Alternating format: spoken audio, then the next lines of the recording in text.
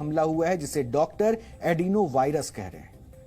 यह वायरस छोटे बच्चों को इन्फेक्टेड कर रहा है। इस वायरस के केस सबसे पहले पश्चिम बंगाल में सामने आए। एडिनो वायरस इन्फेक्शन एक वायरल बीमारी है जो एडिनो वायरस से हो रही है। यह वायरस सांस लेने वाली नली पर हमला करता है और इस वायरस से संक्रमित होने पर आम कोल्ड जैसा संक्रमण होता है। और सबसे बड़ा अलर्ट यह है कि यह वायरस छोटे बच्चों पर अटैक कर रहा है, छोटे बच्चों पर।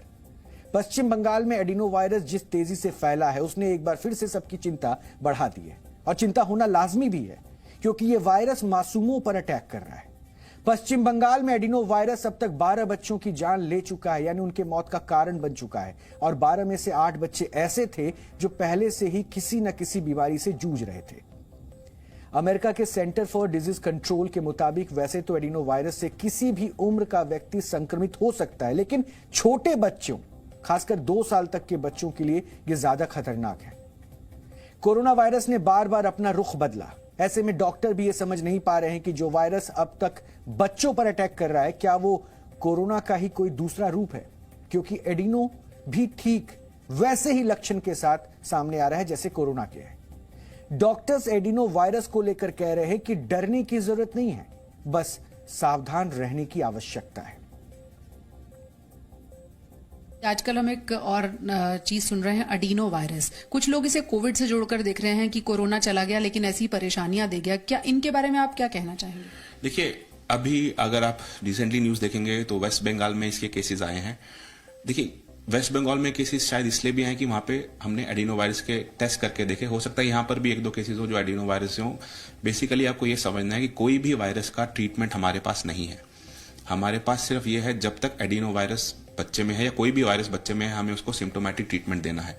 उसके लिए 2-3 चीजों की जरूरत है। अगेन, कि आपको जल्दी डायग्नोसिस करना है, ठीक है, उसको जल्दी से सिम्टोमेटिक, अगर सांस लेने में adeno virus, basically adeno viruses can infect kids of any age and they affect kids of less than 1 year or around 2 years of that age they are affected more। तो उस केस में आपको थोड़ा जल्दी उनको रेस्पिरेटरी सपोर्ट अगर जरूरत है तो, अगेन आईवी फ्लूइड्स अगर जरूरत है तो उनको प्रॉपर सपोर्ट देना है और उससे वो बहुत अच्छे से रिस्पॉन्ड कर जाते हैं। दिक्कत तब होती है जब इसमें लेट डायग्नोसिस और लेट ट्रीटमेंट शुरू होता है, तभी दिक्कत देखी गई है। Otherwise adenovirus also can be managed very easily either at home or in hospital settings depending on किस तरह के सिम्टम्स है।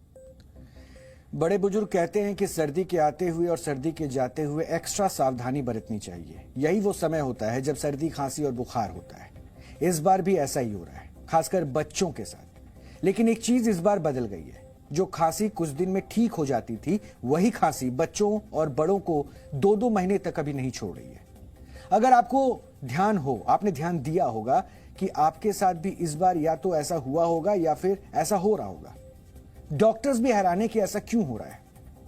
इसलिए हम आपको एक रिपोर्ट दिखाना चाहते हैं। इसे देखिए और उसके बाद खुद से सावधान रहने के जो टिप्स होते हैं वो भी हम आपको बताएंगे।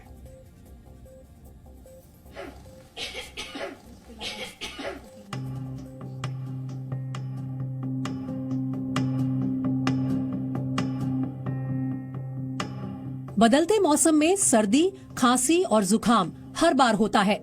1 हफ्ते तक दवाई लगातार खाई और सर्दी, खांसी, जुकाम ठीक हो गया।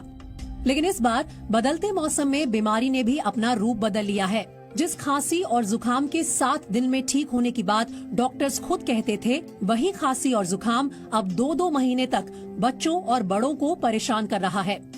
जब दवा असर ना करे तब नजर उतारती है, जब दवा असर ना करे तब नजर उतारती है। माँ है जनाब कहाँ हार मानती है, माँ है जनाब कहाँ हार मानती है। देखिए, जब दवाएं असर ना करें तो माँ की दुआएं काम आती हैं। और इस बार लंबी खांसी, जुकाम, बुखार इतना ज्यादा चल रहा है कि 7 साल के पवित्र सिंह ने भी ये पोयम याद कर ली है, क्योंकि इनके परिवार में भी जब खांसी, जुकाम और बुखार आया तो फिर दुआओं से ही जाकर ठीक हुआ। इनसे मिलिए, ये पवित्र है।